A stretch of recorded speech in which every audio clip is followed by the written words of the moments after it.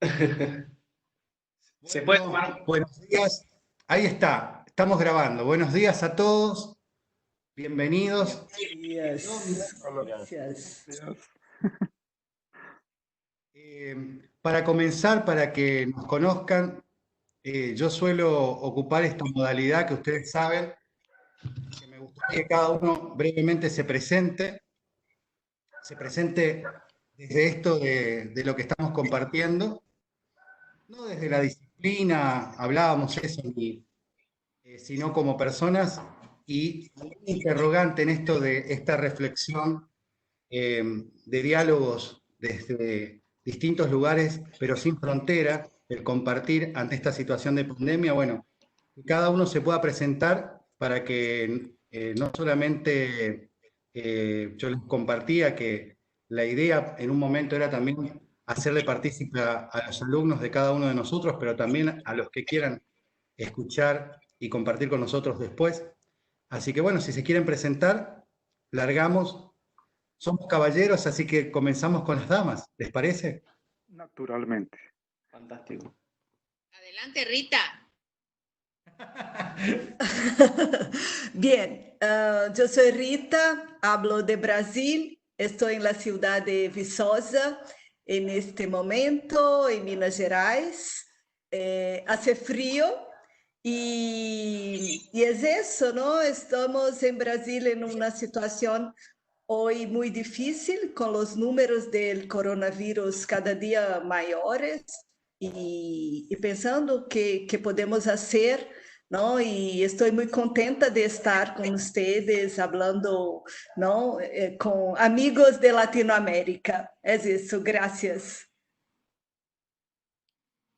Hola, ¿qué tal? Buenos días. Yo soy Rocío Chaveste de Mérida, México, Yucatán.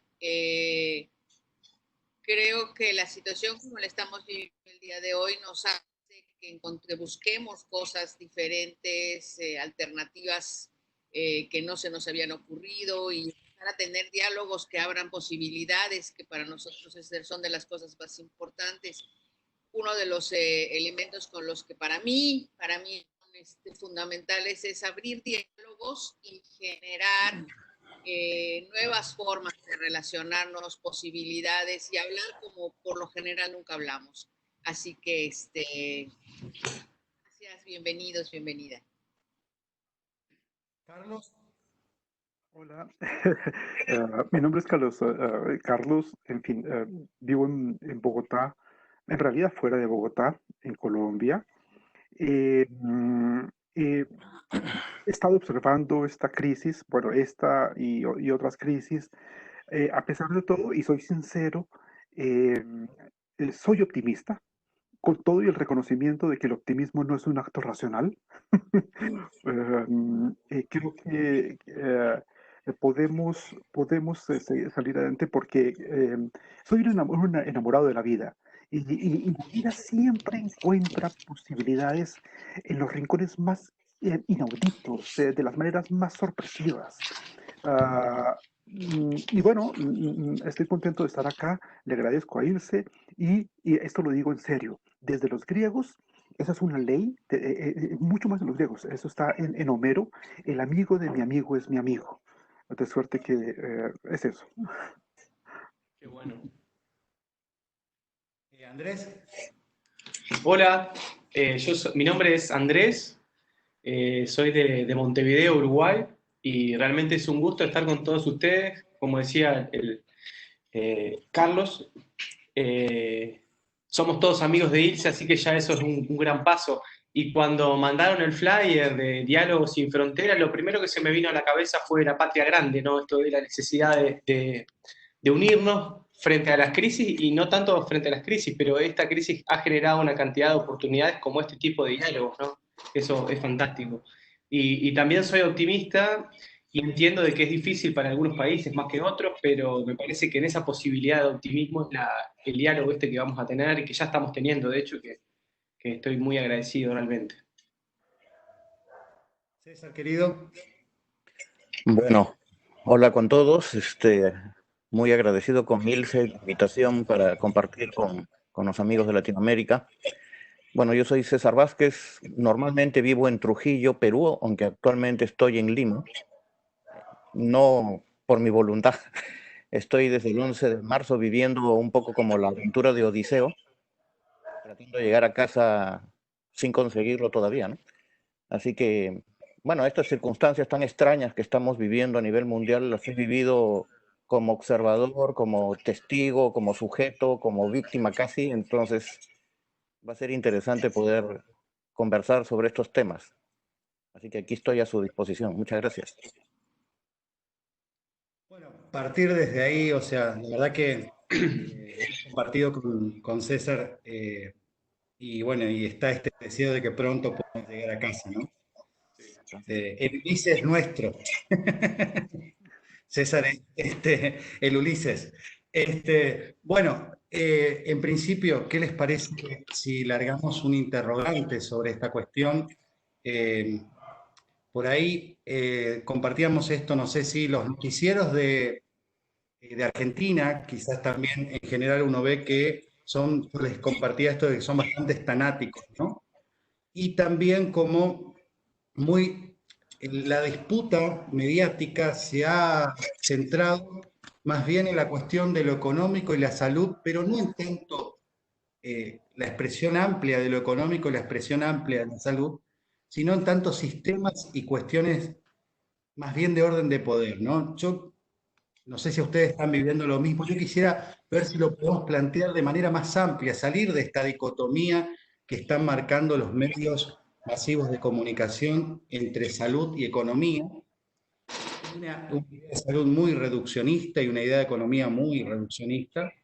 Poder plantearlos más bien como desde la vida. No sé qué te parece, Carlos, si vos querés largar una primera reflexión sobre el tema.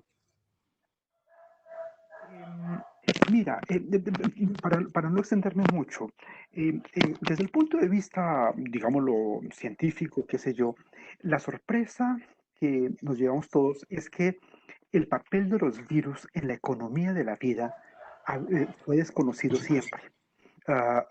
Máximo habíamos llegado al papel de las bacterias, ¿cierto?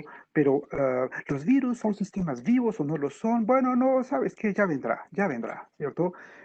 Y los seres humanos, como tú y yo sabemos, somos esencialmente colonias bacteriales. Hasta ahí no hay ninguna sorpresa, pero además tenemos parásitos, hongos, virus, y esto hace a la vida. Entonces, el problema no es el virus, ¿cierto? El problema es la ignorancia que tuvimos sobre una parte de la vida que siempre nos sorprende, ¿cierto? Entonces, ese es el primer elemento para no extenderme. Y el segundo elemento es que lo que este olvido produjo fue sorpresivamente un encuentro de la vida consigo misma, de la vida desnuda, de la vida en el límite, de la vida frágil, o al revés con ahorros, o al revés con lazos humanos y cosas como esas. Digamos, continuando con tu reflexión, creo que esas dicotomías entre bueno y malo en cualquier traducción son artificiosas. ¿Qué te parece, Rocío, continuando con la reflexión de Carlos? Bueno, creo que en general tendemos dentro de estas ideas modernas, dentro de las cuales nos estamos moviendo todavía, a plantear dos posturas por lo general, y por lo general son antagónicas: blanco, negro, bueno, malo, sí, no. En realidad las posibilidades siempre son enormes, ¿no? Hay un abanico que nos plantea que, bueno, no, hay multiplicidad de grises, y por lo general lo que venimos planteando: blanco, negro, muerte, vida. Y bueno, a mí me da la impresión de que, bueno, el virus es vida y es muerte, ¿no? Al mismo tiempo, y en ese mismo sentido es crisis, como dirían los chinos, en ese mismo sentido es oportunidad. Por supuesto, ha sido, creo que, muy doloroso y ha sido muy opresivo, y bueno, eso simplemente nos plantea que estamos dentro de la era de la incertidumbre, en donde de la noche a la mañana ¡pum!, aparece y es como, ¿y ahora qué hacemos con esto? Y mañana ya es otra cosa, y pasado es otra, y bueno, y de repente dicen que sí, de repente dicen que no, Y es como lo interesante creo que va a ser la manera en cómo mientras más flexibles somos, más fácil nos vamos a ir adaptando de una manera o de otra a esta nueva normalidad o a la normalidad que supuestamente estamos esperando, que nadie sabemos qué va a ser. Todos suponemos en un momento dado lo que puede llegar a pasar, pero en realidad no sabemos qué va a ser. Entonces, cómo enfrentarnos a esto que está sucediendo desde una postura que nos permita ir aproximándonos poco a poco e ir viendo qué es lo que nos va a ir funcionando a cada país, a cada familia, a cada pareja, a cada escuela, y ir construyendo juntos. Creo que es una oportunidad para ir construyendo realmente juntos algo que nos permita romper con aquello que no estábamos de acuerdo, ¿no? Entonces, cómo tomarlo de la mejor manera, independientemente que no estoy menospreciándolo, porque creo que ha venido a revolucionar todo y a ponernos en evidencia la desigualdad, la inequidad, o sea, muchas cosas nos ha venido a poner aquí, o sea, no hay manera de escaparse, pero también creo que nos puede abrir posibilidades para construir a partir de hoy cosas totalmente diferentes, nuevas, y que si queremos que sea menos, que sea más equitativo, pues entonces empezar a plantearnos a través del diálogo, a través de las reuniones como estas, a través de ir buscando nuevas posibilidades, un mundo mejor, un mundo cuando menos que no sea mucho más amable para todos, ¿no? César, vos que lo has vivido en carne propia, ¿no? O sea, vos no solamente lo has leído, lo has vivido. En esta reflexión como oportunidad, ¿qué viste vos en tu vivencia? Porque, bueno, has comentado que las has pasado en todos los sentidos, ¿no? Bueno, sí, para los que no sepan, me quedé 42 días varado en el Ecuador, fui por una semana y me quedé 42 días. Luego pude hacer el retorno al Perú en un vuelo humanitario. Encontraron por ahí, en la Embajada del Perú, encontraron un espacio para meterme en un avión junto con los trabajadores de una mina, ¿no? La mina había contratado un vuelo charter que los traía al Perú. Y bueno, en algún momento de ese trayecto, supongo yo, eh, parece que me contagié con el virus, aunque por suerte nunca he dado síntomas y supuestamente ya debo haber eliminado el virus, ¿no? En ningún momento, si no me daban no me hacían la prueba, yo no me enteraba de eso, porque no tuve ningún síntoma, ni el más mínimo. Estuve 2 semanas en un hotel por cuenta del Estado y después simplemente me dijeron, ya, váyase, váyase a donde pueda irse, ¿no? Y bueno, por suerte pude llegar a la casa de mi hermana, acá en Lima, y aquí estoy ya hace un mes, porque como no me he podido hacer otra vez la prueba, no es muy accesible, entonces estoy tratando de asegurarme de que no quede huella para no contagiar a nadie, ¿no? Y claro, ahí yo me ponía a pensar, mientras los escuchaba, la importancia de la información fidedigna. Iba a decir la información verdadera, pero no creo mucho en eso, ¿no? Pero una de las cosas que se experimentan es no saber a qué atenerse, ¿no? Y cuando, por ejemplo, estando todavía en el Ecuador, se empezó a decir que habían 4 o 5 veces más fallecidos o enfermos de los que el gobierno aceptaba, pues es una incertidumbre muy grande. Y bueno, es que sí, acá también en el Perú se acusa al gobierno de no decir la verdad, de no permitirle a las personas tener, por ejemplo, una proyección, aunque sea de aquí a una semana, qué cosa puedo hacer. Porque todo el mundo está con las cosas suspendidas, los planes suspendidos, prohibido soñar. Y tal vez es eso lo que está generando aquí en el Perú, y sospecho que en otras partes, que ya no se respeten las medidas que el gobierno ha tomado. O sea, la gente sale igual, ya se vuelve a reunir en los mercados.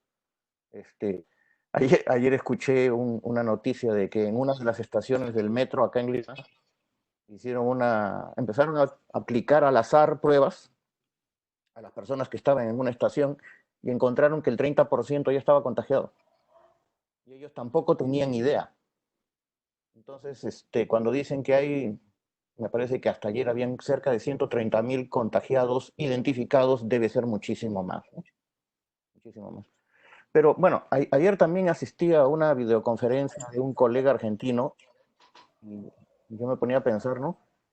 En el siglo pasado se ha pasado por una guerra mundial, 1914-18, y eso dio una era después, esta época que se conoce como la del Charleston, el jazz, ¿no? Donde, digamos, todo se soltó para bien en muchos aspectos, ¿no? Un avance cultural en los años 20 como consecuencia de. Después de la Segunda Guerra Mundial vino el baby boom y una serie de otras cosas muy positivas, aunque también vino la Guerra Fría. Entonces, sospecho que después de esto, no creo que volvamos a la normalidad de antes, pero posiblemente algo bueno también va a salir. En ese sentido quiero ser optimista como Carlos y un poco centrado en soluciones. Bueno, es lo que podría reflexionar por ahora. Rita, ¿cómo están viviendo la situación ahí en Brasil y qué podrías aportar porque esto es lo interesante, vamos escuchando y van apareciendo cuestiones para compartir, reflexionar también, ¿no? Sí.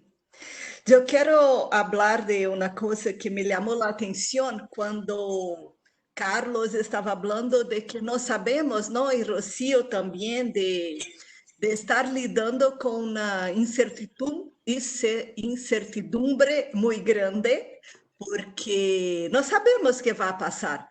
Y yo pienso siempre en eso, ¿no? Que a eso también en Brasil, de los números nunca se sabe si son reales. Pienso que podemos pensar que no son reales, porque no hay pruebas para todos y todo eso. Entonces es una cosa invisible. Y desde que empezamos, me vino lo que Rocío siempre hablaba de la confianza en el proceso. Y pienso que es eso, no sabemos qué va a pasar, qué va a ser del futuro. Muchas veces esperamos tener certezas para nuestras acciones, ¿no? Y en el momento que estamos, no estamos muy seguros, pero tenemos el diálogo, la colaboración, eso, pensar en soluciones, el optimismo, ¿no? La creencia de que puede venir cosas buenas, pero para eso hay que hacer cosas, hay que planear, que agir. Y entonces es lo que estoy pensando, ¿sabe? Cómo salimos de esta situación de manera positiva, mejores, porque yo creo que podemos hacerlo y hay que encontrar juntos estas soluciones colectivas y que son distintas también para cada país, para cada región. Y es en eso que estoy pensando ahora, ¿no? ¿Qué podemos hacer para que estemos bien, sigamos bien en ese momento difícil? Andrés, querido.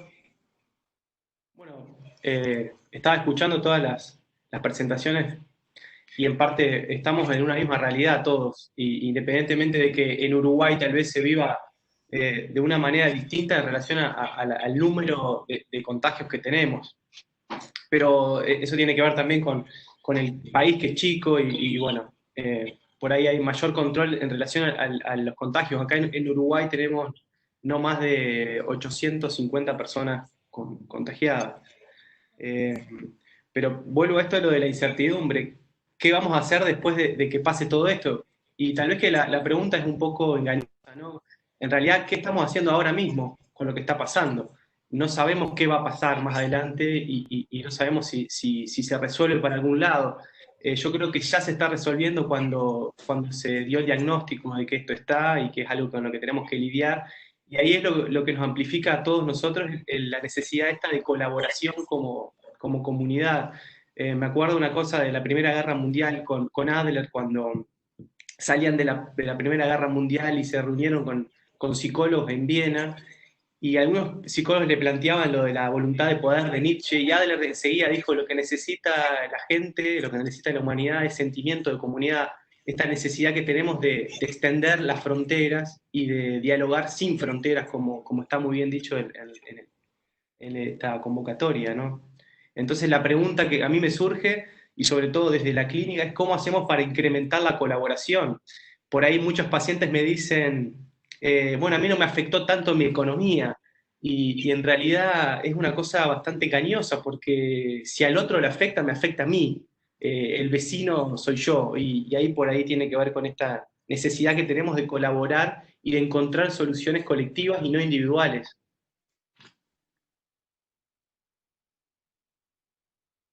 Por ahí en esto de lo colectivo, del nosotros, yo les compartía a ustedes también esto que a mí me parece que esta situación de la pandemia lleva a demostrar si nuestras respuestas siguen siendo individuales o egoístas, o si o apelamos a lo comunitario o a nosotros.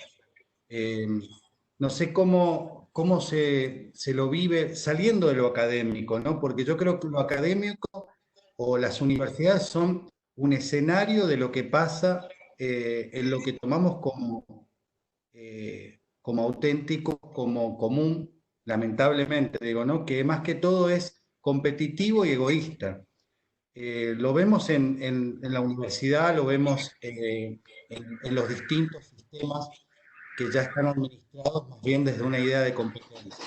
¿A ustedes qué les parece la cuestión de nosotros? ¿Hay un llamado a nosotros a través de esto que ustedes también decían, de que la pandemia, más allá de que para algunos sea algo que está pasando en otro lado, pero está pasando en todo el mundo? ¿Qué parece, Carlos?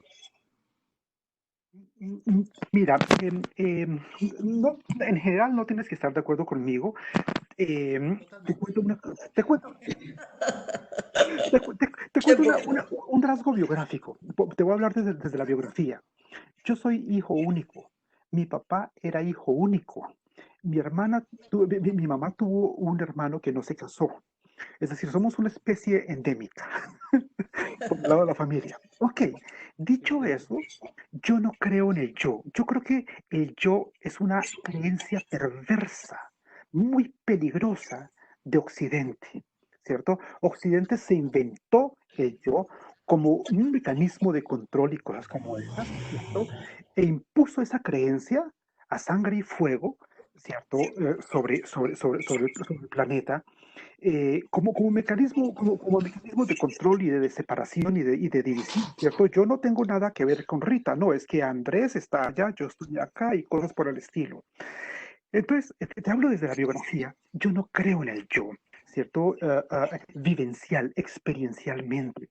Esta experiencia mira la maravilla que ha producido la pandemia y el confinamiento, y es que nos permitió encontrarnos personas que no nos conocíamos. Mira, Rocío, eres muy linda, Rita, eres muy linda, César, un príncipe, Andrés, mira, lo que tú quieras, ¿es cierto? Así hablamos los colombianos, perdóname.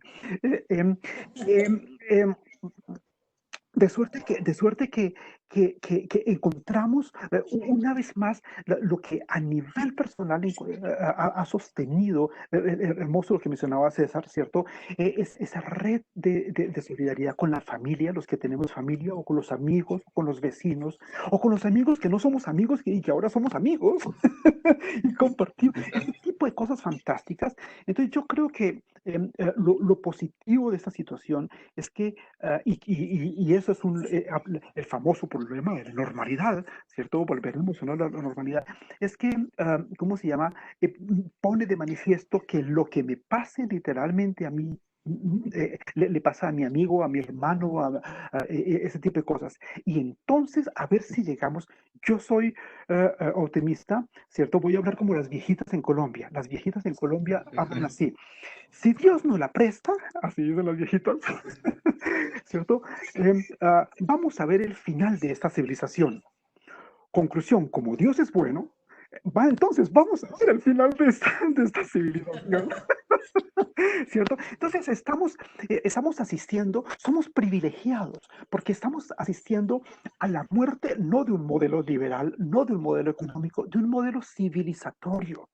Y al mismo tiempo al surgimiento de una nueva civilización. ¿Cómo se va a llamar esa civilización? Ese no es el problema. Como tú y yo sabemos, la modernidad se llamó a sí misma apenas en el siglo XIX modernos. Es decir, casi 4 siglos después, ¿cierto? Entonces, esa experiencia pone de manifiesto una vez más que Occidente se equivocó. Perdóname, no quiero extenderme. Voy a hablar como los ginecólogos, ¿cierto? O los pediatras. Hay bebés que nacen sanitos, sanos, y hay bebés que nacen enfermitos, enfermos. Bueno, Occidente nació enfermo. No quiero extenderme. Rocío, veo que querés aportar algo. Te vi así como muy...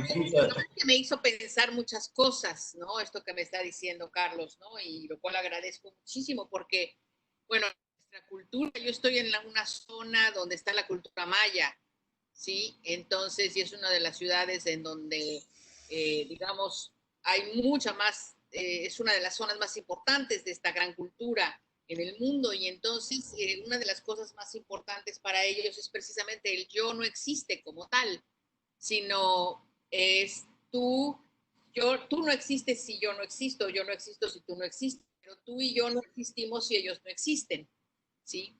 Entonces eso me hizo pensar también en la manera en cómo para ellos o para los mayas la enfermedad, qué significa y sobre todo las enfermedades mentales o las enfermedades, digamos, yo le llamo sociales, ¿en qué sentido? Si en algún momento dado hay alguna situación en una familia, entonces lo que se habla al chamán o al jmen, como en maya sería, y entonces se le llama, y entonces lo que él hace es va a alinear, ¿sí? Totalmente entre los dioses, los saberes ancestrales, la familia, el individuo que está dentro de la familia y la comunidad, y entonces alinea estos tres elementos de tal manera que pueda solucionarse la situación aparentemente de un individuo, de una familia, pero lo que hace es trabajar con toda la comunidad. Entonces, eso me hace pensar que con eso que estaba diciendo Carlos, ¿no?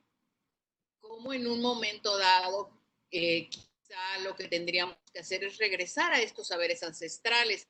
En Ecuador están haciendo en algunos momentos lo mismo con esta parte del COVID, en donde están trabajando desde los saberes ancestrales, sobre todo la parte de la Amazonia, en donde están retomando los saberes ancestrales para trabajar con la comunidad, porque creen mucho más en estos que en la salud, que en la medicina occidental. Entonces, nuevamente me hace pensar en cómo, esto que decía Rita, ¿no? Cómo regresar y mirar el proceso que estamos teniendo sin esperar o mirar un resultado, sino realmente vivir el proceso, hacia dónde nos está llevando y aceptar los múltiples resultados que puede haber a partir de esta experiencia, ¿no?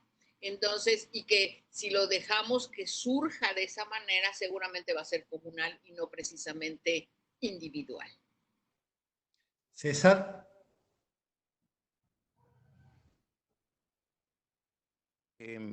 Bueno, aquí en el Perú hay un contraste de culturas muy grande, ¿no? O de visiones.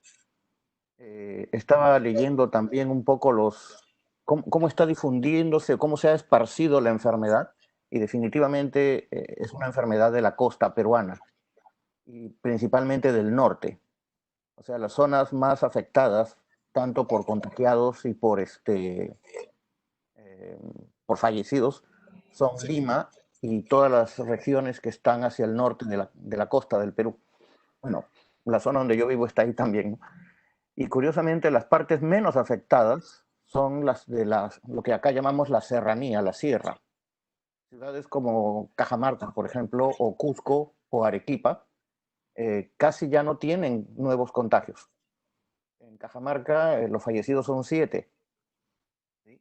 Y allí, por ejemplo, las unidades de cuidados intensivos, donde se supone que tiene que haber un respirador porque es una cuestión de vida o muerte, allí sobran. A pesar de que son pocas, sobran, no las usan porque no es necesario. En cambio aquí los hospitales ya colapsaron, ¿no? Entonces, claro, uno se pregunta, ¿y por qué eso? Algunos dicen, la sierra es, bueno, parece que al virus no le gusta la altura, le da el mal de altura, le da el soroche, como decimos aquí. Puede ser una explicación, pero por lo menos en Cajamarca un factor que han identificado es la presencia de las rondas campesinas. O sea, desde los años 70, 80, los campesinos empezaron a organizar, primero para evitar el robo de ganado y después contra el Sendero Luminoso, contra el terrorismo. En Cajamarca los terroristas no pudieron entrar porque las rondas les pusieron el pare. O sea, un espíritu de comunidad. Ellos aplican su propia justicia, que no es precisamente de abogados, sino de latigazos, ¿no? Sin embargo, esa misma organización ha permitido que la gente se organice y ponga límites y mantenga las normas de bioseguridad. Y parece ser que ese es un factor que también ha contribuido mucho. Y lo mismo ocurre en Arequipa, como ya mencioné, Cusco, donde en las comunidades campesinas todavía persiste este espíritu de que no es sálvese quien pueda, sino aquí o nos hundimos todos o nos salvamos todos. Pero las culturas o las ciudades de la costa, disque más occidentales, aquí es todo lo contrario. Aquí me salvo yo y ya tú ve qué haces, ¿no? Eso por un lado. Por otro lado, como psicólogos, bueno, yo soy psicólogo, bien es cierto, todavía sigo trabajando a nivel individual, personal, por videollamadas y esas cosas, pero también asisto a algo que no sé si ustedes conocen, lo que es la terapia comunitaria integrativa, ¿no? Creada precisamente por un brasileño, el doctor Adalberto Barreto. Y es interesante cómo se están haciendo una serie de reuniones todas las semanas, 2, 3, 4 por semana en diferentes países. Y eso ha sido un elemento muy importante para el sostenimiento, por lo menos emocional, de muchos. Porque sí se siente bien clarito, ¿no? Yo tengo 2 momentos bien marcados en esta experiencia. Estando solo en el Ecuador, yo solo, con una incertidumbre de si me pasa algo, ¿a quién acudo? ¿No?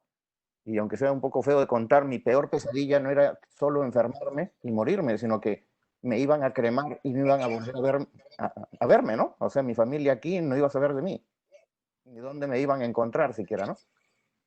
Pero me cambió todo cuando toqué tierra peruana.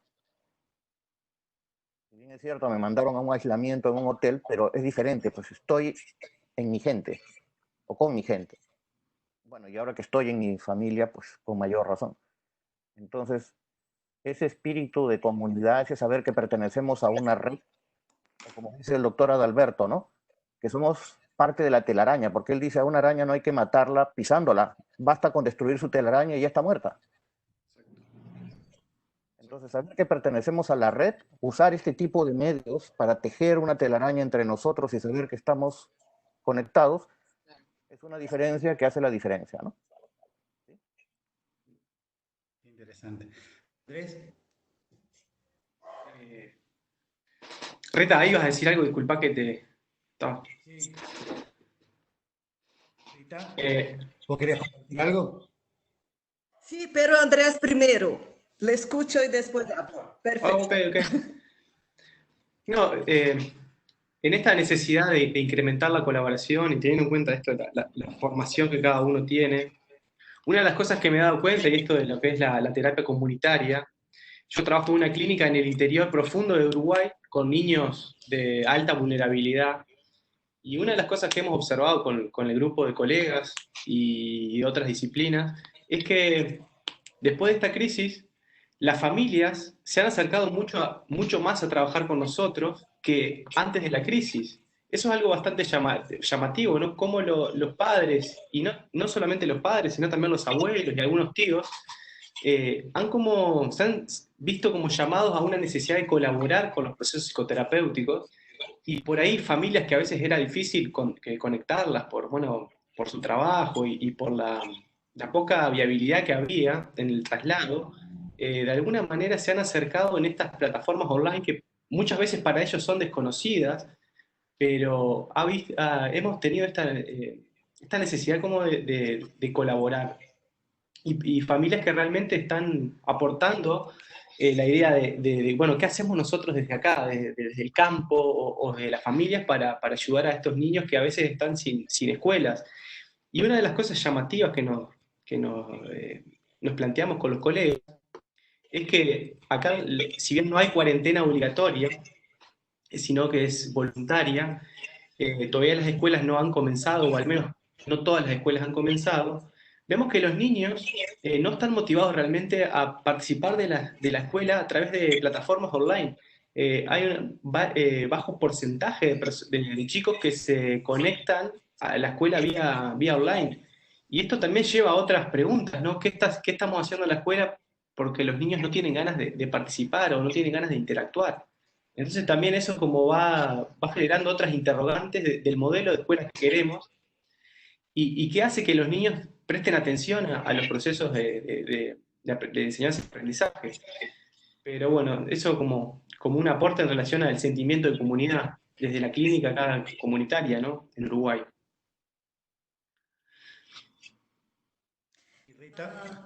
Eso, ¿no? De las familias participando del proceso con sus hijos, del proceso de educación escolar, y que vean la dificultad de sus hijos y muchas veces una de las cosas que me llamó la atención fue una amiga que preguntó a su hijo si echaba de menos la escuela.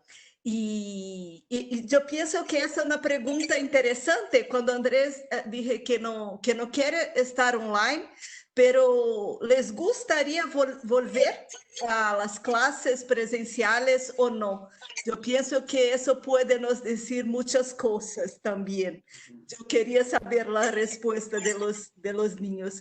Y antes yo estaba pensando en eso del virus, porque para nuestra salud y de todos, necesitamos estar aislados, pero con un sentido de comunidad.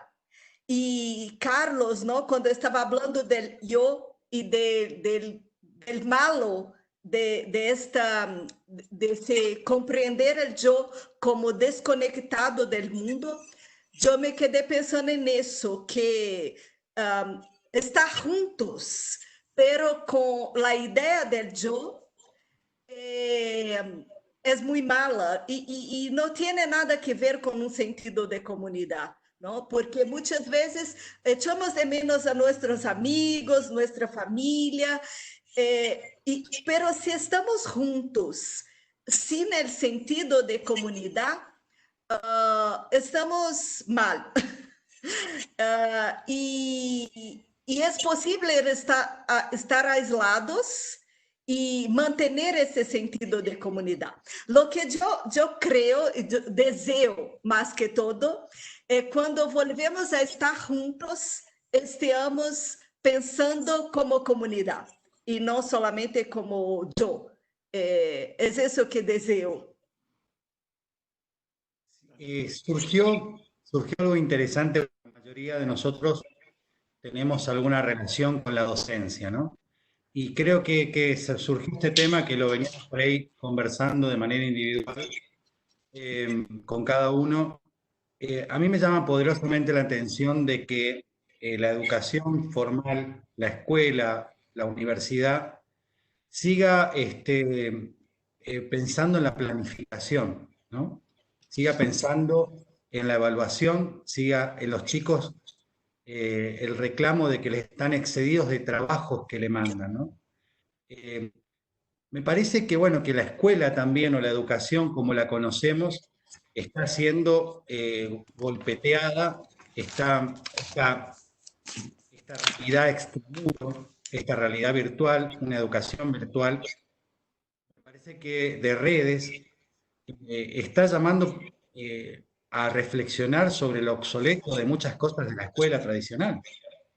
No sé cómo lo viven ustedes ahí en cada lugar, digamos.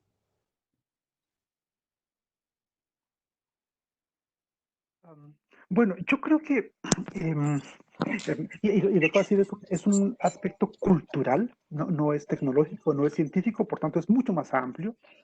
Una de las virtudes que ha producido esta crisis es que nos obligó a la fuerza a entrar todos al siglo XXI. Y el siglo XXI es el siglo de las redes, en el sentido más amplio de la palabra, incluidas las redes tecnológicas, ¿cierto? Forzando la cosa, nos volvimos nativos digitales, adoptados, ¿cierto? Entonces, éramos sujetos analógicos, prioritariamente analógicos, ¿cierto? Y los digitales éramos muy pocos. Y eso no es malo. Yo creo que el aprendizaje a la fuerza, porque es que lo apasionante de esto son de los sistemas tecnológicos, y eso es un elemento incluso político que yo quiero subrayar. Es que la maravilla de lo que es Internet, recordemos que Internet fue creado por el CERN en Europa y no como un proyecto militar, ¿cierto? Es la primera tecnología con fines no militares, no obstante un par de antecedentes anteriores con DARPA, etcétera, ¿cierto? Y entonces Internet es simplemente el computador, lo interesante es lo que pasa y lo que hay ahí, es el televisor, lo importante es lo que pasa, etcétera. Nos permitió poner de manifiesto por primera vez en la humanidad el hecho de que el conocimiento no es de nadie, ¿cierto? No es patrimonio de nadie. Y eso es posible gracias a este tipo de cosas. Entonces, lo positivo de la crisis es que nos obligó a entrar al siglo XXI, ¿cierto? Y entonces ya, como dicen los académicos, si métodos cualitativos y cuantitativos y trabajo de campo y esas cochinadas, eso es del siglo XX y XIX y cosas como esas. ¿Cierto? Y entonces estamos aprendiendo otras formas de ver el mundo y de relacionamiento, uno de cuyos primeros elementos es que el conocimiento está ahí al alcance de todos. Toda la historia de Occidente fue la historia de la logofobia, ¿cierto? De este árbol no comerás y cosas por el estilo. Cuidado, no. Mira, César, no te acerques a eso. Hay cosas que es mejor no conocer. ¿Cuáles? Hay cosas que es mejor no conocer, ¿cierto? Entonces, venimos de una historia de logofobia, de control, de separación del conocimiento con élites del conocimiento y la estructura piramidal de la educación, ese tipo de cosas. Yo creo que esto que está sucediendo es muy positivo, porque las bibliotecas, las universidades, etcétera, han puesto libros gratis a disposición para todos. Yo soy, como Rita, coincidencialmente en ese instante, amante de los libros físicos, ¿cierto? Leo también digitales y cosas como esas. Estoy seguro que Rita, ¿cómo se llama? Andrés también, pero es un hecho fantástico porque es una ganancia. Entonces, no me quiero extender. En varias ocasiones ha salido el término incertidumbre. Ahora después podríamos contar un chisme sobre eso, pero es que la incertidumbre es una adquisición. O sea, las certezas que alguna vez tuvimos en la vida no las perdemos. Además, hemos ganado la incertidumbre. César, ¿te convidó? Carlos te convidó, ¿te hizo parte? Sí, a lo de incertidumbre yo les sumaría lo de adaptación, ¿no?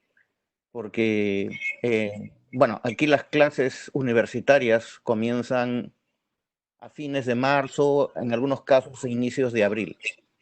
Entonces, justo cuando comenzó la encerrona esta y la cuarentena y la prohibición de ir a las universidades y los colegios. Así que las universidades han tenido que cambiar de caballo casi a comienzo de la carrera. Sí. Pasar de la clase presencial, donde todo estaba diseñado precisamente para que el docente esté ahí con los alumnos, a ver qué le hacemos, ¿no? Y bueno, eso ha generado una serie de ruido y de confusiones y de llamadas de atención por parte de a los docentes. Y de repente, pues, tú te ves que tienes que grabar un video y que lo subes a donde no tenías que subirlo y 4 meses después te enteras que tenías que subirlo a otra parte. Y bueno, aprender a lidiar con todo eso, ¿no? Y es otra experiencia diferente, porque en mi caso, los estudiantes de pronto han tenido serias dificultades con su cámara, así que no le he visto la cara, los escucho hablar o me llegan sus correos, pero hasta ahora no puedo, cuando les digo prendan su cámara, por favor, no, profesor, no me funciona, no tengo, que esto, que el otro. Bueno, te tienes que adaptar. Yo supongo, ¿no?, que este semestre para nosotros es de aprendizaje, de repente el siguiente será mejor. Y la importancia que yo le veo a esto es la necesidad de simplificar las cosas también, ¿no? Porque no es que yo no soy un profesor de educación virtual, yo estoy en el aula presencialmente, pero de pronto me veo en esa circunstancia y yo creo que vamos a tener que simplificar las cosas un poco porque si no la tecnología va a acabar con nosotros también, ¿no? Sobre todo los que no somos nativos digitales. Pero es un reto interesante y veremos cómo se va arreglando en el futuro. ¿Sí? Es que yo me quedo pensando, ¿no? En que en Cananquil, que es el instituto que yo dirijo, ha sido muy interesante porque yo pensé, pero tenía que ver más conmigo, por supuesto, que les iba a costar muchísimo trabajo a los alumnos de las maestrías presenciales pasar a la parte en línea, ¿no? Y entonces ellos estaban primero muy preocupados y qué iba a pasar, pensaron que se iba a dejar la maestría, las maestrías y demás, y que hasta que no nos avisaran que podíamos regresar al aula, íbamos a... Entonces decidimos entre todos que continuáramos o que cuando menos probáramos cómo se daba la situación con la maestría en presencial para pasarla en línea. La experiencia que ya teníamos por la maestría en línea nos permitió muy rápidamente. Mi miedo era, ¿qué pasa? O sea, ¿cómo estar 15 horas frente a un monitor en un fin de semana? Y yo decía, híjole, qué difícil. Para mí, como por ejemplo, como maestra, va a ser muy difícil y para ellos debe ser mucho más, ¿no? Me ha sorprendido enormemente. Yo no sé si tenga que ver con que ellos tenían ya muchas ganas de verse, muchas ganas de conversar, muchas ganas de esto. Entonces, una de las cosas que hemos adoptado es, bueno, cómo vamos construyendo y generando la agenda diaria de la clase, sabiendo lo que tenemos y de alguna manera o de otra, las 5 horas del viernes, por ejemplo, en la tarde, nos la pasamos en el monitor y salimos en grupos, entramos, discutimos, vemos esto, vemos lo otro, y de repente resulta que llegan ya las 9 de la noche y los alumnos todavía siguen ahí. Entonces yo digo, a ver, se me hace que entonces la que tenía toda una serie de prejuicios, preentendimientos acerca de esto soy yo. Y esto que decía César, ¿no? Finalmente, yo soy de estar en la clase. A mí me gusta estar en la clase directamente y estar y tocar y abrazar y esto, ¿no? Pero ahora resulta que hay que acostumbrarse a esta manera, de qué manera expresas las cosas. Y esto me ha hecho pensar en algo que le he estado dando vueltas. Dos cosas. Uno es qué tipo de vocabulario tenemos que empezar a usar de lo que estamos haciendo, que pueda describir realmente lo que estamos haciendo, por un lado. Y por el otro lado, la parte afectiva, ¿no? Es de qué manera vamos a mostrar la parte afectiva, que puede ser muy importante, o cuando menos para mí y para nuestros alumnos, es muy importante en la relación con los otros, ¿no? Entonces, y son dos cosas que le he estado dando vueltas y que hemos estado conversando con mucha gente sobre cómo hacer esto, ¿no? Y también esta parte del vocabulario. ¿Qué tipo de vocabulario tenemos o qué tipo de palabras tenemos que inventar para poder describir lo que está sucediendo? Y esto, si me lo permiten, o sea, quería como añadir una cosa, ¿no? Es, ¿qué vamos a hacer, por ejemplo, con el discurso de las patologías? O sea, ¿realmente estamos deprimidos? ¿Realmente la situación que nos estamos enfrentando es una situación de la vida? ¿Sí? Entonces, ¿cómo le llamamos? ¿Cómo lo trabajamos? de qué manera hablamos acerca de esto. Y eso es algo que creo que podemos construir juntos, porque es realmente construyendo conocimiento y construyendo un vocabulario que describa lo que estamos haciendo y no utilizar palabras que no tienen nada que ver con lo que estamos viviendo, para describir algo que es totalmente nuevo, algo que empieza a generarse. Y entonces, ¿cómo empezar a hablar acerca de eso? Creo que ahí sí tenemos mucha responsabilidad, porque lo que construyamos juntos va a ser lo que en el futuro estemos hablando con nuestros alumnos o directamente en la sociedad. Yo quería hablar porque estoy pasando por lo mismo. Preparé mis clases online, empiezo en 8 de junio y vamos ver qué va a pasar, ¿no? Es la primera vez que voy a trabajar a distancia, con educación a distancia. Y yo veo que tenemos mucho miedo, como habló Rocío, ¿no? Y hay grupos y hay mucho la interpretación de que trabajar la educación a distancia no tiene la misma calidad de la educación presencial. Yo no sé, yo pienso que hay clases presenciales que no tienen ninguna calidad y hay clases a distancia en que se aprende mucho. Pero es claro, es distinto y los maestros, los docentes no aprendemos y tenemos que aprender en el proceso, ¿no? Con ahora sí para mañana, para hoy, no para mañana. Y la grande cuestión es cómo hacer la conexión con los estudiantes. Yo pienso que es eso siempre, en mis clases presenciales y ahora a distancia, ¿no? Porque si no hay la conexión, la vinculación, no se aprende. El alumno, el estudiante está en la clase durmiendo y pensando en otra cosa que va a ser mañana. Y eso va a pasar siempre, sea delante de una tela, sea esté en su silla en la clase, ¿no?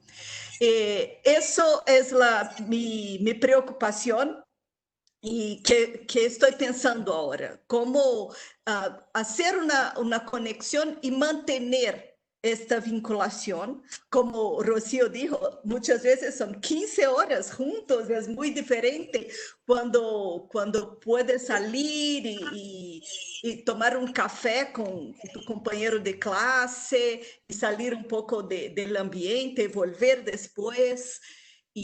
Pero yo pienso que es posible. Claro que es diferente y hay que aprender juntos cómo hacer eso. Y yo espero que sea una formación de calidad y que sigamos haciendo cosas buenas en siglo XXI, ¿no? En red, que es lo que nos toca ahora.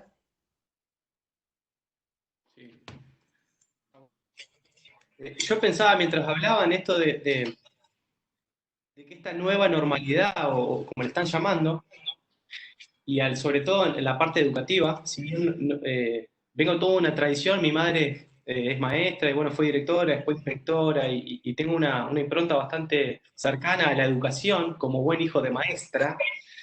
Creo que esto de las plataformas digitales ha llevado a subvertir las relaciones de poder, ¿no? Es decir, antes el maestro era el que tenía todo el conocimiento, o en esta estructura piramidal, me he encontrado con chiquilines que tienen mucho más facilidad para acceder a las plataformas que los propios maestros. Entonces, esto me parece que son interesantes las crisis que nos da cuenta de lo paradójico de los seres humanos, y que tal vez ciertas estructuras de poder y de jerarquía pueden estar dejando de funcionar.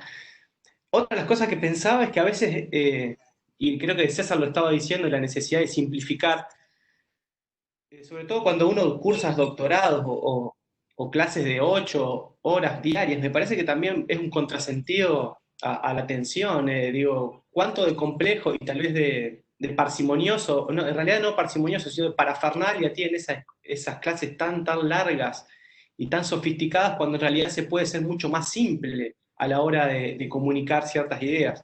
Pero entiendo que las instituciones tengan también sus protocolos de enseñanza. Era eso nada más, un agregado. A mí personalmente me llamó poderosamente la atención el hecho de que muchos docentes quisieran trasladar el aula tradicional a esta realidad. Y fueron los que más sufrieron. Yo lo primero que hice, decir, muchachos, hablar con mis alumnos, muchachos, estamos en esta situación. ¿Qué hacemos? ¿No? Y creo que ese punto de partida, esto que por ahí de simplificar y de orientar o hacer horizontalidad, me parece que es un posibilitador de esta experiencia, la vamos a hacer juntos desde el principio. ¿Cómo hacemos? Y como bien dijo, no los docentes, yo como docente veía que mis alumnos estaban más rápidos en un montón de cosas, entonces, ¿por qué no pedir ayuda? Exacto. Asistencia. Y entonces esto del rol tradicional, de que pierdo autoridad, ¿no? Todos esos conceptos que me parece que son los que el que se quiere quedar en ese escenario, sí, por ahí esto de los he visto, digamos, a ustedes docentes, sobre todo César, Carlos, Rocío, que los he visto. La pregunta que se me da en esto que decía Rita de las emociones, de los afectos, en esta realidad virtual, ¿se configura otra relación, corporeidad, otra idea de cuerpo, otra idea de afecto, de afectación, otro modo de afectación a través de este medio?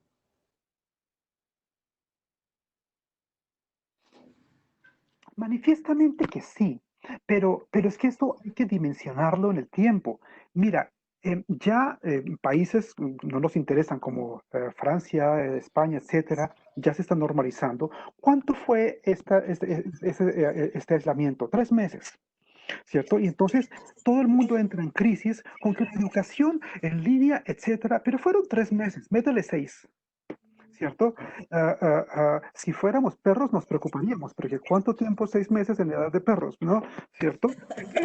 Eso sí es una enormidad. Entonces, son solamente 6 meses. Oye, esto no es porque evidentemente después se van a combinar, se están combinando, etcétera. Pero lo que yo quiero decir es que es un aprendizaje, ¿cierto? Es un plus, que no hay que convertirlo en regla ni en receta. ¿Cierto? Entonces, hay otra forma, ciertamente, el día de hoy, estas plataformas, ¿cierto? Acentúan mucho, digamos, el oculocentrismo, ¿cierto? La importancia de la vista, etcétera. Pero es que hay cosas lindas, mira, entonces vemos de otra manera a los otros. Y entonces en este momento, ¿cierto? Mira, Rita, ve el cabello así, etcétera. Y César, mira, con bien afeitado, no barbe, lo que tú quieras. Eso permite otras formas de sensibilidad y es en serio, ¿cierto? Distintas. La dificultad, y eso ya es puramente técnico, tecnológico, es que entonces yo me callo para que Rita pueda hablar y ellos Ilse se calla, etcétera. Ese es un problema tecnológico que pasado mañana será superado por los ingenieros, ¿cierto? Eso en el aula presencial no sucede. Entonces, esto hay que dimensionarlo en el tiempo. Es una cosa de 3 meses. 6 meses, un año pues, ¿cierto? Y no es una crisis, es un aprendizaje adicional que implica otras formas de corporeidad, o otras formas si me explico, entonces, una vez más, lo vemos con, la botella está semillena, no semivacía. Carlos, yo soy perro en el horóscopo chino, ¿me preocupo?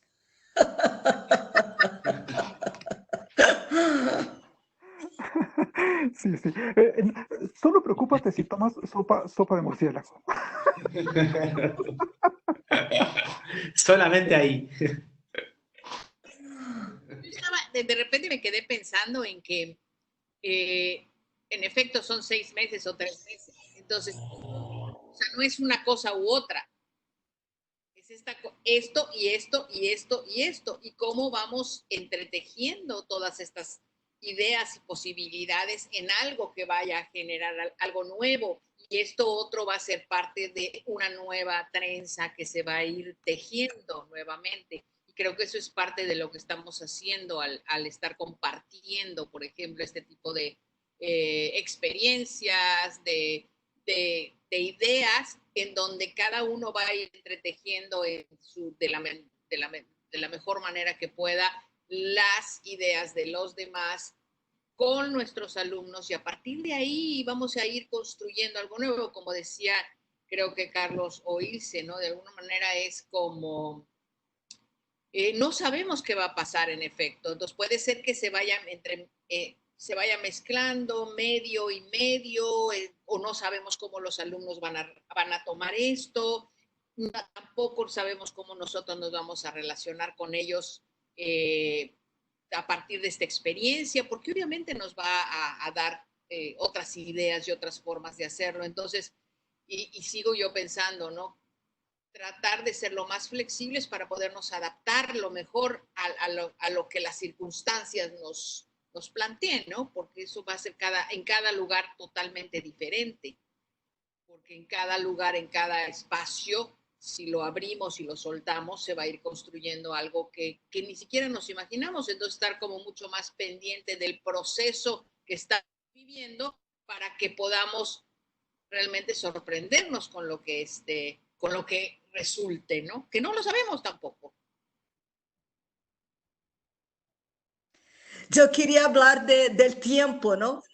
Porque cuando empezamos hoy hablando con Ilse, me hablaba que somos huéspedes de este planeta, de la vida, somos temporales, ¿no?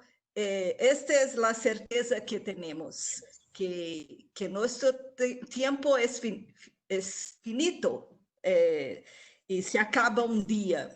Y hablamos de eso de clases también, ¿no? Cuando Andrés hablaba es que hay que tenemos el tiempo de clase, el tiempo de trabajo, hay que poner eso en los planes de aprendizaje.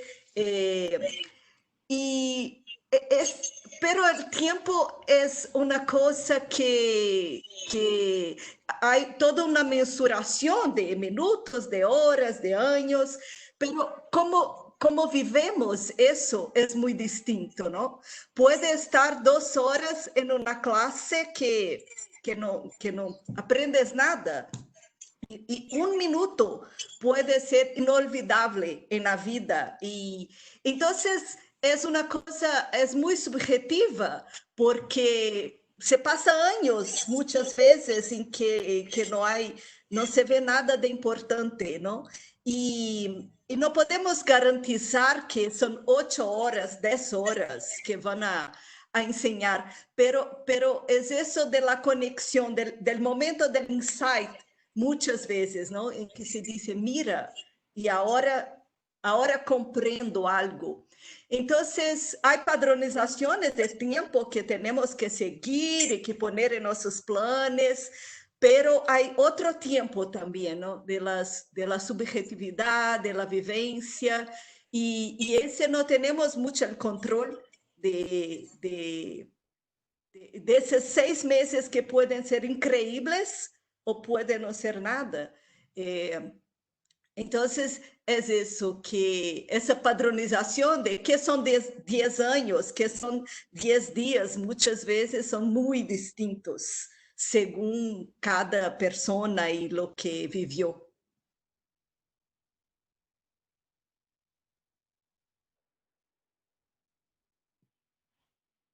César. Sí, bueno, me resonó esto del tiempo, ¿no? Justo estaba pensando en que en estos 2 meses y medio he vivido como si fuera todo el año. De hecho, si me pongo a pensar, donde estaba hace 2 meses me suena como que fuera en otra vida, en otra dimensión. Bueno, eso no es algo que siempre se puede experimentar, ¿no? O sea, como que ha corrido mucho tiempo en muy poco tiempo, o mucha sensación de tiempo. Bueno, y esto también lo pensaba con respecto a las clases virtuales. Si bien es cierto, yo ya he tenido alguna experiencia con clases virtuales, incluso con Cananquil, ¿no? Una maestría de 2 años, pero verlo desde este lado como docente es algo diferente porque eh, yo creo que uno puede administrar su tiempo también como quiera, no tan fácil como prender o apagar la cámara o prender o apagar el micrófono, y podemos desconectarnos y estar un rato con nosotros mismos, y no siempre es la obligación de estar conectados. Eso también está en función un poco al criterio, a la responsabilidad que tengan los estudiantes. Por eso les decía hace un rato que no he visto la cara de ninguno de mis estudiantes porque ninguno quiere prender la cámara. No entiendo muy bien por qué, y al final yo terminé haciendo lo mismo, ¿no? Al comienzo sí ponía mi cara ahí, pero después dije, bueno, vamos a seguir la onda, tal vez así estamos más cómodos. Es un reto, ¿no? Las clases virtuales, al menos en mi universidad, varios de las materias que se dictaban ya se hacían virtualmente, generando, dicho sea de paso, mucha protesta. Probablemente el criterio era más económico, ¿no? Un docente y 150 estudiantes conectados a una red, pues parece que es mucho más rentable en términos de ahorro de energía, de pagar sueldos, y no sé si es adecuado en términos pedagógicos, pero es lo que hay, es lo que hay. Y vamos a tener que adaptarnos, repito, pero lo que a mí sí me preocupa es que al menos acá en el Perú un sector importante no tiene acceso a esto, y realmente ahorita simplemente no están recibiendo educación de ningún tipo. Y para que les llegue el Wi-Fi, el Internet, tengan acceso a aparatos como estos, va a estar bien difícil, ¿ah? Porque no hay infraestructura y no sé quién quiere asumir el reto de invertir en eso, ¿no? Si no es muy rentable. Pero la necesidad pues crea el órgano, dicen, ¿no? Así que veremos qué pasa. Ahí en lo que, si puedo, en lo que dice César, muy, muy puntual, no hay que olvidar que el acceso a Internet, superar la brecha digital, forma parte de la cuarta generación de los derechos humanos. No es un problema tecnológico, no es un problema económico, es un problema de derechos humanos. ¿Y quién es el responsable de los derechos humanos? El Estado. Entonces, podemos hablar de violación de los derechos humanos cuando no garantizan que haya, etcétera. No hay que esperar a que haya torturas y desapariciones y tal. Eso es solo eso. Andrés, reflexionás sobre esto, seguís con la conversación y ya vamos a ir haciendo un cierre por tiempo. Si cada uno quiere ir después pensando en un mensaje final, y entonces cumplimos con el tiempo que planificamos, que eso sí, por respeto de que tenemos otras cosas también, quiero ser respetuoso de los tiempos que acordamos. Perfecto. Me tocaba a mí, ¿no? Sí, sí. No, que en eso, pensándolo, es imposible pensarlo fuera del marco teórico o la línea que uno maneja, ¿no? Pero cuando hablaban, una de las cosas que me venía a la mente, además de la colaboración, es esta también necesidad de responsabilizarse de los procesos educativos, de los procesos de psicoterapia. Por ahí, aquellos niños que tienen acceso a Internet y están interesados en hacer un tipo de colaboración, son los primeros, creo, en conectarse. Y me parece que esto también llama al optimismo de qué lugar le estamos dando a los niños y a los adolescentes para que puedan colaborar en los procesos educativos.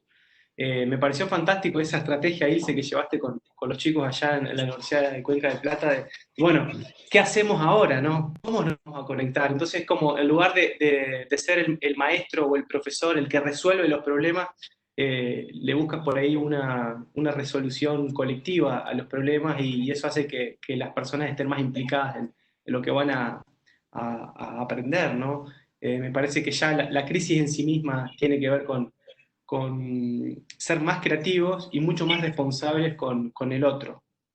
Era por ahí más o menos. Y me parece eso, no sabía, Carlos, que el hecho del acceso a la tecnología, ya sea tema a la Internet es un derecho humano, entonces tiene que ver con una dificultad del desarrollo de los países, de cómo hacemos para que todos tengan acceso a Internet. No lo sabía y muchas gracias por el aporte ese, ¿no?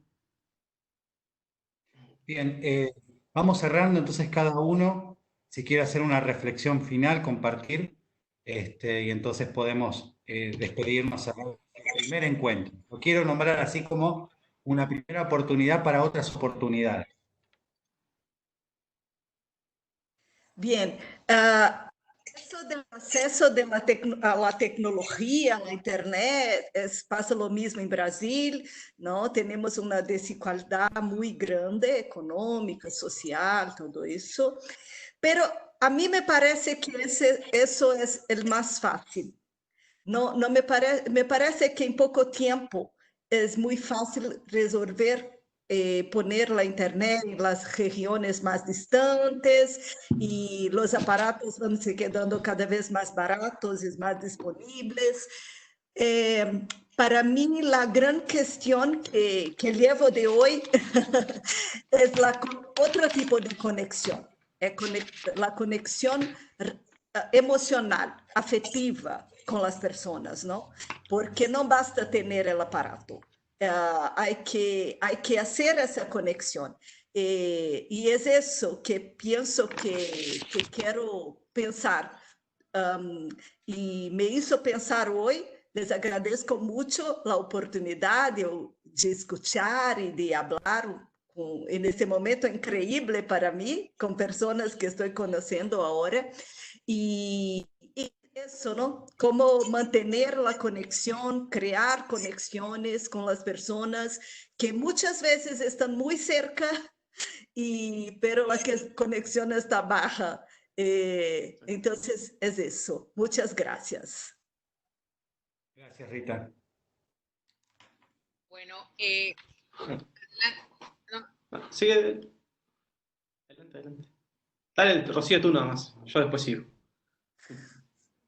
Ok, entonces, nada más, uno sí me quedo con esta parte de lo que Rita está planteando y creo que es un reto para todos los que trabajamos con otras personas, con la comunidad. ¿Qué vamos a hacer con la parte afectiva? ¿De qué manera vamos a transmitir el afecto? O vamos a tener que aprender, creo que vamos a tener que aprender no solamente un nuevo vocabulario, y me refiero a las palabras, sino físicamente, afectivamente, y no estoy pensando en esto, como decía Carlos, bueno, nada más son 6 meses. Creo que esto va a venir cambiándose de una manera o de otra, sobre todo si vamos a empezar a trabajar desde la tecnología. Entonces, ¿cómo aprender a estar, o sea, a mostrar, a mostrar el afecto con los otros, primero? Y dos, insisto en la parte de qué tipo de discursos o hacia dónde nos vamos a mover con los discursos dominantes de las patologías, de estas ideas que para hablar de una situación como la que estamos viviendo, cuando en realidad yo no sé si realmente sean patologías o sean situaciones de vida que se han generado y que tendríamos que plantearlas desde un lugar totalmente diferente, porque me asusta mucho la medicalización que puede venir a partir de ahora, a partir de toda esta cadena de crisis que se ha venido, no solamente la crisis de salud, la crisis del empleo, la crisis económica, la crisis afectiva, la crisis, pero entonces, ¿de qué manera vamos a empezar a plantearnos esta situación desde un lugar que no sea la patologización y la medicalización? Eso es algo con lo que son dos pensamientos que me han estado dando vueltas, y bueno, que si en algún momento queremos compartirlos, se los agradecería infinitamente, porque necesitamos darle vueltas a estas ideas para continuar con lo que queremos hacer en el futuro. Y muchas gracias, fue un placer haber conversado con todos ustedes enormemente. Y muchas gracias, Ilse, por esto, ¿no? Gracias, Rocío. Yo sigo. Muchas gracias realmente por el encuentro. Siempre es un placer, Ilse, las invitaciones que nos haces a participar y a contribuir con la comunidad. me quedé pensando en lo que decía Rocío, el tema de la medicalización de la sociedad, y que es algo que probablemente debemos trabajar también en eso. Pero creo que una de las cosas que son más importantes, y se ve eso con los chicos y con los pacientes con los que trabajamos, es la necesidad de pertenecer a una sociedad y al mismo tiempo de ser reconocido por una función que tengamos. Entonces, me parece que el llamado tiene que ver con ampliar la conectividad, y no solamente de la tecnología, sino de conocer otras realidades distintas y tal vez por ahí integrar a lo que tenemos excluido, ¿no? A lo diferente, de aceptar la diferencia como un desafío humano. En esto que decía Gramsci, ¿no? De hacer coincidir el pesimismo de la razón con el optimismo de la voluntad. Por ahí está bueno tener información fidedigna, basada en la evidencia y en la ciencia, pero tampoco perder el punto de vista de la filosofía y el encuentro, que a veces el encuentro hace a no desesperar y no estar desalentados. Así que realmente soy muy agradecido con todos ustedes, he aprendido mucho y ojalá podamos volver a vernos. Gracias, Andrés. Am, am, yo creo que debemos poder aprender del error de Newton y Kant y todos ellos. No existe el tiempo, así como si las cosas estuvieran ahí y entonces todo sucediera en un tiempo. El tiempo es una creación de los sistemas vivos. El tiempo es la vida misma. Somos los seres humanos. Y el tiempo es el proceso. Es como si, para decirlo en términos de Darwin, no existe la evolución. La evolución son los propios sistemas vivos. Entonces, es este tiempo que estamos viviendo y el tiempo posible futuro somos los sistemas vivos quienes lo creamos, los seres humanos, si tú lo quieres, ¿cierto? ¿Y cómo los creamos? De forma a veces voluntaria, a veces en términos cognitivos, pero sobre todo con capacidad de exploración, de apuesta, de riesgo, de sueño, con el cuerpo, básicamente, mucho más. Y entonces, ya todos lo sabemos, no tenemos dos cerebros, perdón, un cerebro, tenemos dos cerebros, ¿cierto? Y el segundo cerebro, ¿cómo se llama? Que es el cuerpo, es el que sienta las bases el tiempo es para mí lo que yo creo que existe, etcétera. En este instante es el más placentero de todos. Ilse, gracias. Rocío, Andrés, a todos. Fantástico, de verdad.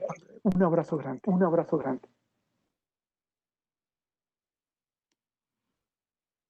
Gracias, Carlos. Bueno, justamente ayer conversaba con una persona que buscó ayuda psicológica, ¿no? Precisamente porque no tenía acceso a la medicación.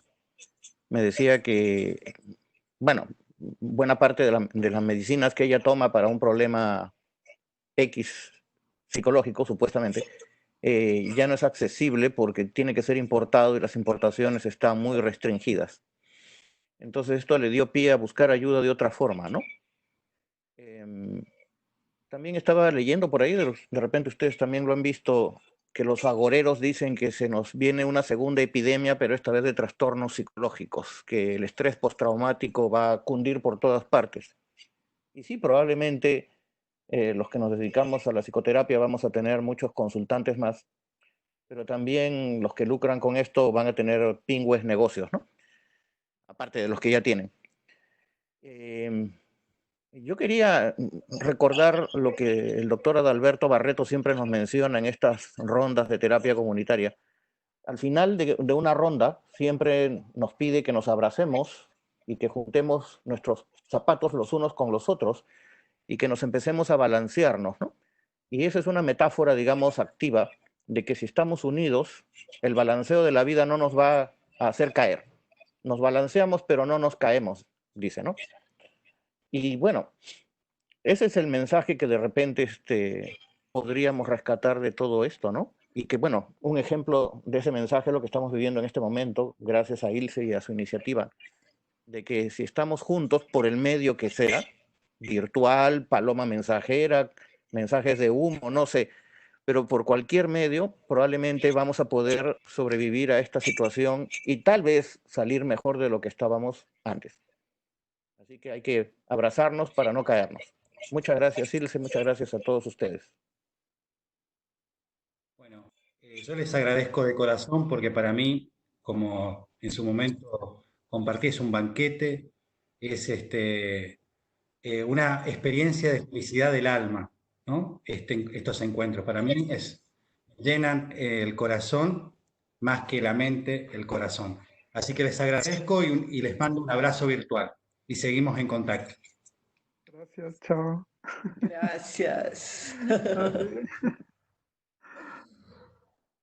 Gracias. chao.